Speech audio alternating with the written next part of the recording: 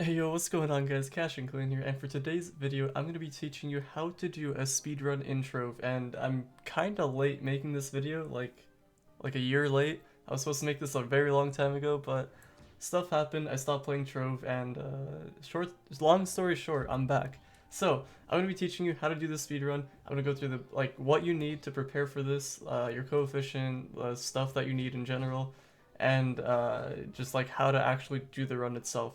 So here's the rundown of what you exactly need to even do a speedrun. And this is just going to be like a basic tutorial on like the gunslinger specifically. I want to keep that in mind for all of you. If you want me to do Ice Age or other classes, you can let me know. But this is just for the gunslinger. It's going to be very similar for other classes also. So it's not like a huge change. So I'll just start with the, I guess, Empower Gems. So you want to make sure you have Berserker Battler and obviously your class gem. Those are going to be very important for the run. Your coefficient, I think it should be 8.7 mil or 8.75 mil. I don't know if some clubs changed it. I know some clubs have a different requirement, but that's what you're going to want to have, or higher, obviously. Higher the better.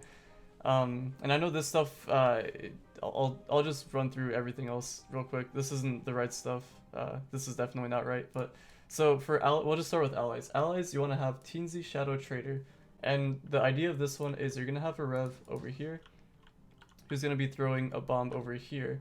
And that bomb is going to break pinatas in that corner. And what that does is that basically triggers this ally, which is going to give you some magic damage, which the more damage the better in speedruns. So once the Rev does that, you're going to be switching over to your Primordial Water Dragon Pup, which is going to be not obviously, but it's going to give you more magic damage, which is hopeful to actually doing this. So now moving on from allies to flasks, you want to be using this one, Vial of Minion Multiplication. And the things you have to be running with this is obviously your Arcane Emblem, which is going to give you like a bunch of magic damage, and then you want to switch to Evil Eye, which, if you don't know what it does, is once you hit Q, it duplicates the Evil Eye. Well, this flask duplicates it, but it makes two Evil Eyes basically, so you'll be getting some more damage, which is good. So, moving on from flasks and emblems to your subclass, you want to be using the Lunar Lancer subclass, and that's basically it for the rundown of what you need. Now I'm going to be switching over to like the actual setup itself. Alright, so moving on to the actual setup, you're gonna be standing right here. You're gonna have like everyone here. You're gonna have your Rev, you know, by the crystal, and then if you have a Draco, he's gonna be somewhere around here. I don't play Draco, so I'm pretty sure this is like the spot where they stand. So us magic damage characters, we're gonna be over here, and you want to make sure to aim. So you see this that square up there. That's like my little helper, like a little marker to help me know where to aim.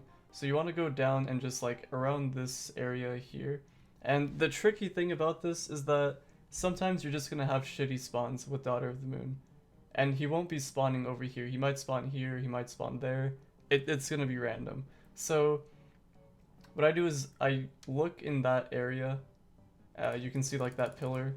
So you want to like mark that square with this pillar and aim somewhere around there. So like once you get that, then you want to do /dance, and the only reason why you want to do this, I think Ice Sages do /sit, only because it's an animation cancel when you actually do everything. So if I were to use my ultimate and shoot, it just like it does it without any animations or anything, and it saves you some time to get some extra little bit of damage. So let me just go back to the spot. It doesn't really matter right now. I'm not actually doing the run. You'll see the actual run later on if you want to see it. For now, I'm just teaching you guys what you like, the idea of it. So you want to have that. So when everyone's ready, you're actually doing the run. There's going to be a timer /16. It's going to be counting down from 16, and once this timer hits 2, so you're going to have this ally up. Let me do that. Alright, so once it hits 2, this is when you're gonna do all your switches. So 2 seconds, you want to switch to that ally, and then at 1 second, you want to hit Q so you can get these up, And at the same time, you're gonna be using your ultimate, and then you're gonna be shooting. Wait, what the? Wait, I don't know how that. Okay, that looked really weird. But anyway, that's basically what you're gonna be doing. I kind of went through it slowly just so I could explain everything. The actual run itself will be towards the end of the video. I keep saying that, but if you wanna like have me not explain everything and actually see what it's like, you can skip a little bit more forward. So, alright, so one more thing. I'm sorry this is a whole bunch of information and I'm trying to explain this the best as I can. But another thing that you want to be doing is, so after the timer is /16, once it hits 0 and you're ready to actually do the run itself, you want to be using your Q every 2.5 to 2.7 seconds, obviously while your ultimate's up. And if you keep doing that, it's really hard to like figure out how should I say this? It's hard to get the timing down because you can't really, and you guess you can count it in your head or just once you do it enough, you'll figure it out. But what I like to use is something called a Flux timer helper. And shoutouts to Apple. I don't know if you guys know him, but he gave me this program and it's very helpful. I'm going to be explaining it to you in the next clip over. Alrighty, so I'm going to be showing you how this Flux timer thing works. I use this all the time in speedruns. It's very helpful. And since you have 7 other people with you, you don't want to be the person that like has the fewest DPS. You want to be trying to get like the maximum amount of DPS as possible.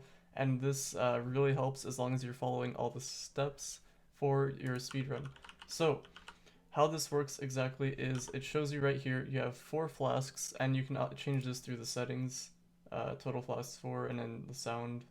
If you hit Q, I'll show you in a second, but basically you want to have 4. The delay you can set to whatever. I have it at 2.5. So whoops, I didn't mean to close it. So when you have when you're doing a speed run, I like to push this off to the side. I mainly look at this bottom part, as you can see where it says flask. So when I hit Q, that's what my flask option is.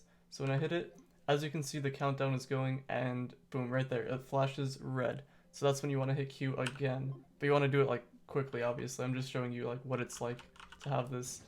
And with your ultimate proc, that's basically what you're going to be wanting to do. So it's not too hard. It's really easy. If that one shoutouts to Apple, he's the one who gave this to me. I don't exactly know how he gave it to me, but I can see if I can ask him to try to I can try to link it in the description of the video, and maybe I don't know, if it's not there then I couldn't get it, I'm sorry. But if you do happen to get this, it says it's like a sketchy file or whatever, but it's not. It's literally just this.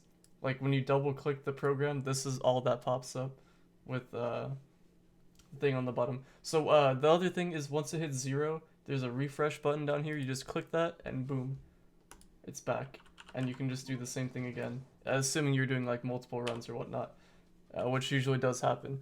So that's basically how this Flux timer thing works. I use this all the time in speedruns. It's very helpful, very useful, and it's really nice to have, in my opinion. So anyway, back to the video.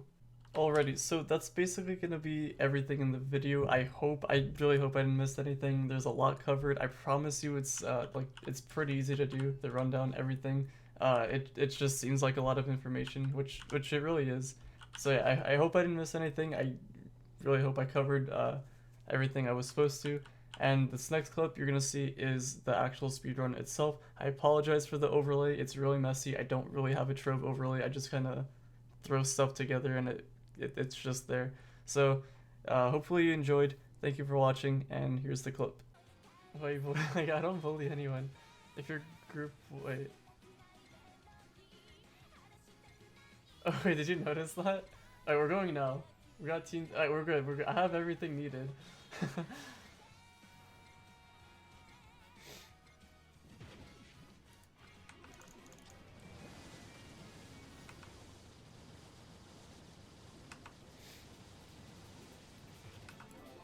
What was our time? Yo, 6.8.